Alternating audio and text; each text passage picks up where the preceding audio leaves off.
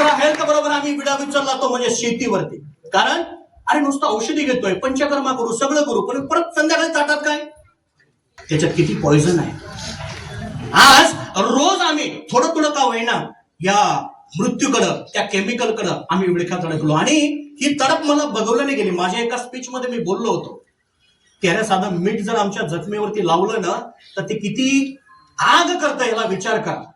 आणि आज आमच्या काळ्या आईला, आमच्या जमिनीला, आमच्या धरती मातेला मागील 25-30 वर्षापासून आम्ही नुसतं गोण्याच्या गोण्या गोण्याच्या गोण्या गोण्याच्या गोण्या. आणि अजून पण त्याच्यावरती एक काय की लेबर मिळत नाही म्हणून आम्ही काय करायला लागलो, तणनाशक वापरायला लागलो. आणि त्या तणनाशक फवारणीमुळे, पंपामुळे त्याची पाठ तुम्ही संध्याकाळी बघायची त्या फवारणी करणाऱ्याची, तुम्हाला कळेल. आणि मी एक स्पीच आता एक झूम वरती सेशन अरेंज करतो, त्या माणसाला आवर्जून ऐका शेतकऱ्यांनी, की त्या माणसाने सायंटिस्ट लेवलचा माणूस केमिकल बनवताना स्वतःचं आयुष्य बर्बाद झालं होतं. आणि विचार सगळ्या डॉक्टरांनी सांगितलं तुम्हाला काही झालं नाही म्हणे, पण तुम्ही जे संशोधन केले ना केमिकल मध्ये बसून शेतीसाठी, हे फक्त याचं ही रिझन आहे म्हणे. आणि माणसाचं 1972 साली एका कंपनीचा मॅनेजिंग डायरेक्टर असलेला माणूस चेंज होतो आणि ऑर्गॅनिक हा विडा उचलतो.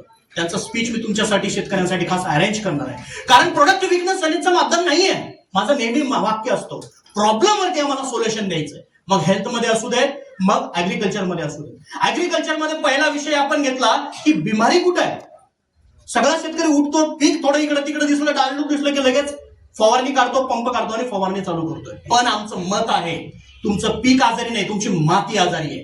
मातीपासून पहिले काम केलं पाहिजे. कारण त्या मातीवरती 25-30 वर्षापासून आम्ही भडीमार केलाय, जी त्याच्यावरती मीठ जसं जखमेवरती चोळलं जातं तसे त्या धरणी मातेवरती ते आग होत असेल, त्याला तडप होत असेल की कधी माझी मुलं मला याच्यात मुक्त करतं. कारण जमिनीचं अन्न काय, जमिनीचं खाद्य काय. आज तुमच्या जमिनीमधलं माती ना परीक्षण करून आणा आणि त्याच्यामधलं ऑर्गॅनिक कार्बन तुमचं पर्सेंटेज काय लेवल आहे ना हे तुम्ही नीट बघा ना.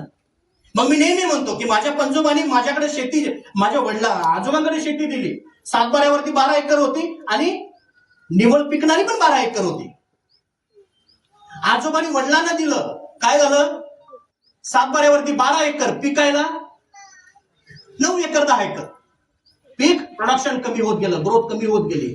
आणि ती शेती माझ्या आजोबांनी वडिलांना दिलं आणि वडिलांनी मला दिलं तर असं होईल कदाचित की 7 बाऱ्यावरती 12 एकर, पण माझ्याकडं पिकणारी जी शेती असेल ती फक्त 50% मध्ये किती, 6 एकर असेल.